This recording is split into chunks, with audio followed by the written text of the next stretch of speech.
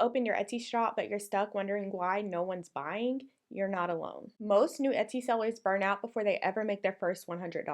And it's not because they're lazy or untalented. It's because they're following advice that was either meant for physical products or already established shops. But once you finally understand what really works for beginners, everything changes. And that's what we're going to be talking about today. I have students making sales with brand new Etsy shops because they're following the strategies that I teach inside my mentorship program, the Sales Sprint, and they're making sales without posting a single video on social media or spending a dime on ads. So I'm going to tell you exactly why most new sellers burn out and how to avoid it so you can actually make money with your digital products. So here's what's really going on behind the burnout. Most new Etsy sellers are trying to do way too much at one time. They think they need to pick the perfect niche, build a brand, start a social media account, create 10 digital products, and have flawless listing photos before they ever even open their Etsy shop. And the truth is, no wonder they're overwhelmed, because that is overwhelming. It leads to something called analysis paralysis, where you're constantly researching, tweaking, and second guessing everything you're doing, but you're not actually listing anything. So you're not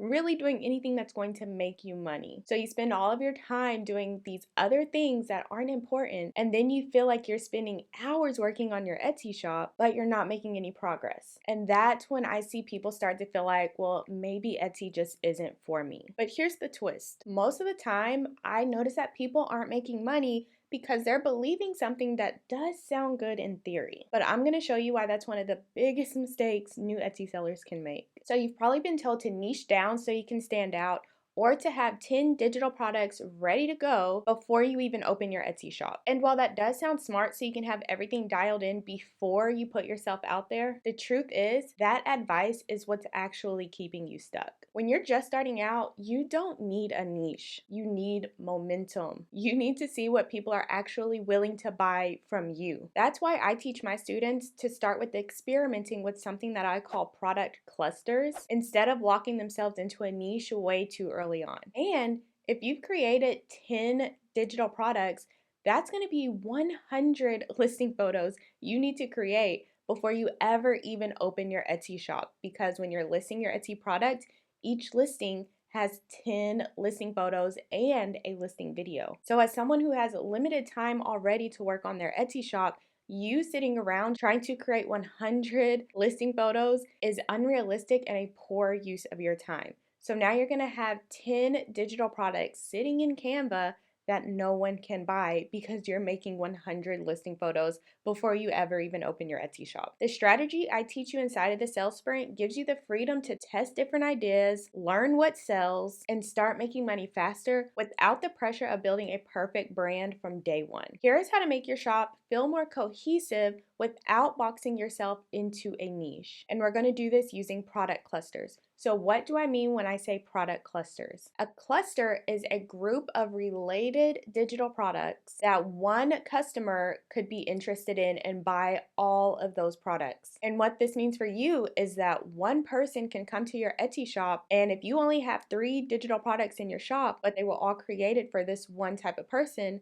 that one person can come through and buy all 3 of the products you have available in your shop. And that's how you're going to make more money on Etsy. You're going to make more money per customer instead of listing a bunch of random digital products that a customer is only going to come and buy one product. We want one customer to come to your shop and buy multiple products. So let me give you some examples of product clusters. The first example could be a wedding cluster. So this could include a bridal shower game, a wedding planner, and table number printables. So the person planning their wedding could buy all of those products. And then within that same shop, you could have product cluster number 2, which could be your budgeting cluster. The budgeting cluster could include a monthly budget spreadsheet, a debt payoff tracker, and a 52-week savings challenge. And then you could create another cluster that's targeted for teachers. So in your teacher cluster, you could have classroom decor, lesson plan templates, and parent communication forms. Approaching your shop like this, instead of just choosing one niche,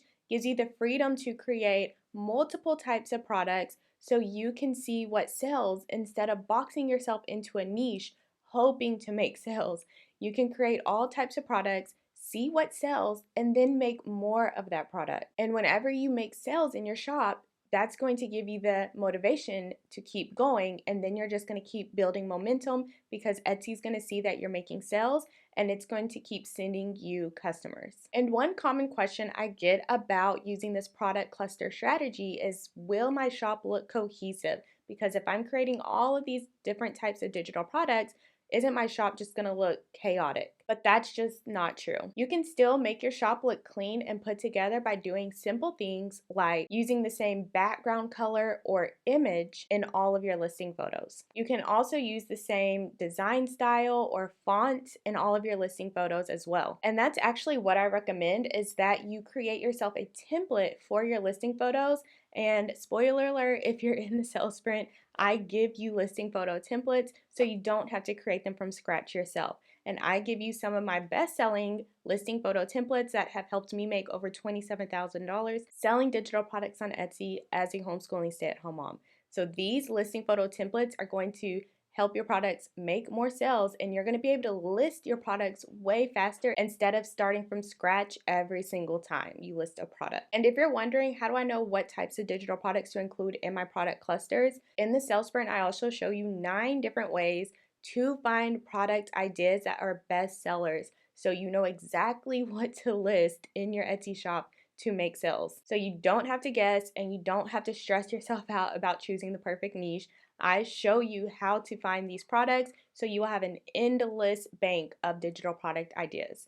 The problem will be you just don't have time to list them all, but you will have the ideas. So if you're struggling to make your first $100 selling digital products on Etsy, that does not mean you are not cut out for Etsy. It just means you've been following the wrong strategy, which makes sense because there's so much noise on the internet. So if you want the step-by-step process of how I'm helping my students make sales with the brand new Etsy shops, no ads, no social media, then join us inside of the sales sprint. I'll have all of the details for you in the description. And if you want to know how I am making sales in 2025 without using social media, make sure you watch this video next, where I dive deep into my strategy so you can understand how all of this works.